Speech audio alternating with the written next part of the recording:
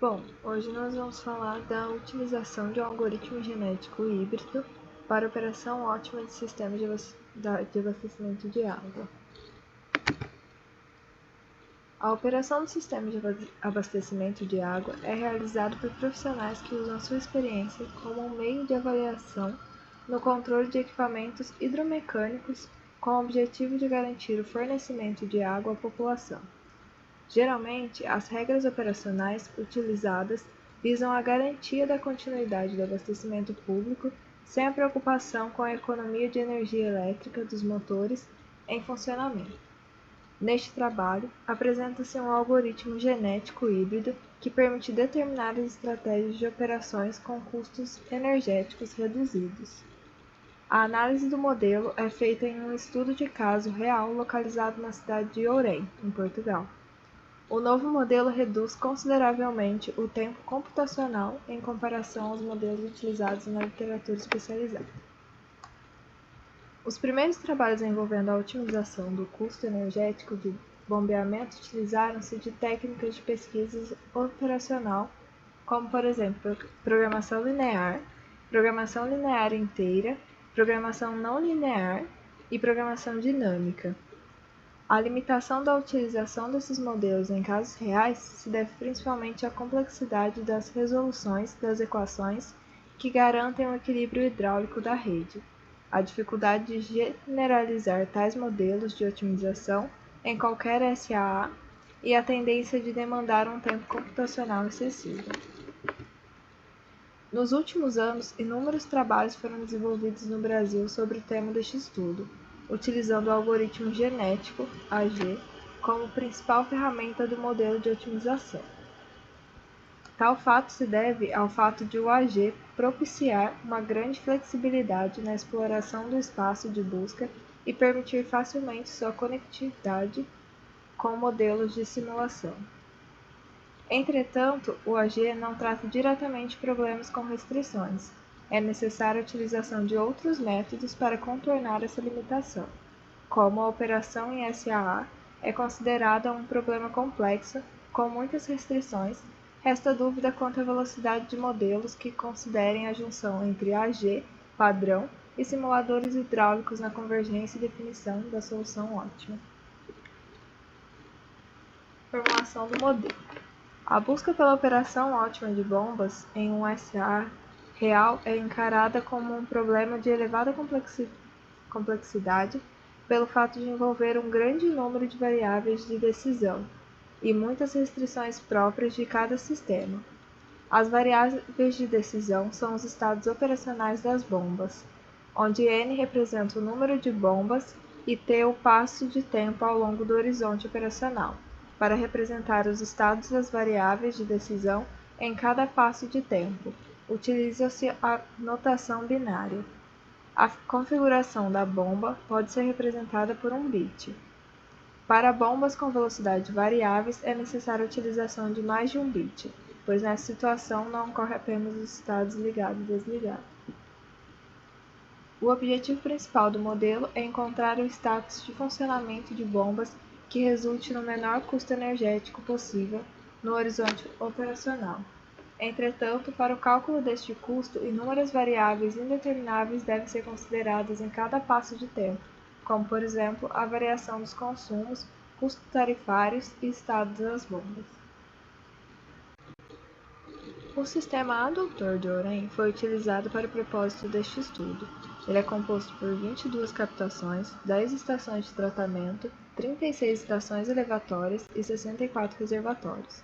A água é distribuída aos consumidores ao longo de 1.111 km de rede de distribuição e adução. Atualmente, o sistema é gerenciado pela empresa Veolia Águas de Ourém, que é responsável pela captação, tratamento e distribuição da água, por meio do sistema de telegestão dessa empresa. Todos os dados necessários ao desenvolvimento do presente estudo deste caso foram disponibilizados. O custo gerado à Veolia por este fornecimento está relacionado somente com o volume de água efluente deste reservatório e não depende de qualquer alteração na operação da estação elevatória da adultora entre os reservatórios Cascalheira e Fazarga. A redução deste custo somente seria possível com a diminuição do consumo nos pontos de demanda ou com a implementação de políticas de redução de perdas de água por vazamento. O nível do reservatório Cascalheiras é mantido sempre próximo ao seu limite máximo, de forma a aumentar a confiabilidade do sistema. Dessa forma, no modelo de otimização na elevatória Cascalheira Fazarga, optou-se por considerar somente a variação de nível do reservatório. Fazarga, que por sua vez encontra-se ajusante da Estação 1. O contrato celebrado entre a Veolia e a EPAL prevê um volume anual fixo de água a ser fornecido ao reservatório Cascalheira. Geralmente, ao final do mês de novembro de cada ano, faz-se um balanço desse volume. Caso seja constatado que o volume de água já fornecido esteja próximo daquele pré-estabelecido, o reservatório de Cascalheira será abastecido também pelo reservatório São Gens, por meio da estação elevatória de Rouveirinha, objetivando reduzir a oferta de água da EPAL. Se ao invés disso houver uma grande disponibilidade de água ainda a ser fornecida, o fluxo de água se dará no sentido do reservatório Cascalheira para o São Gens, por gravidade. O transporte de água direto entre esses reservatórios não foi considerado no modelo por ser uma estratégia operacional atípica. O reservatório de Cascalheira tem capacidade de armazenar 4.000 metros cúbicos de água, enquanto o Fazanga possui um volume total de 347 metros cúbicos e opera com os níveis iniciais mínimo e o máximo de 2 metros, 0,3 metros e 2,3 metros, respectivamente. Por sua vez, o reservatório São Gens possui volume máximo de 328,9 metros cúbicos. Os níveis inicial, máximo e mínimo são 3,61 metros, 3,8 metros e 0,3 metros. A variação horária dos consumos nas regiões de Fátima, Altoguia e Alquião ao longo do dia foi obtida a partir de sensores de vazão localizados na saída dos reservatórios. O período analisado foi de julho a setembro de 2007. O consumo de água neste período do ano é mais acentuado por abranger um período de verão, como é mostrado aqui na figura 6. A modelagem de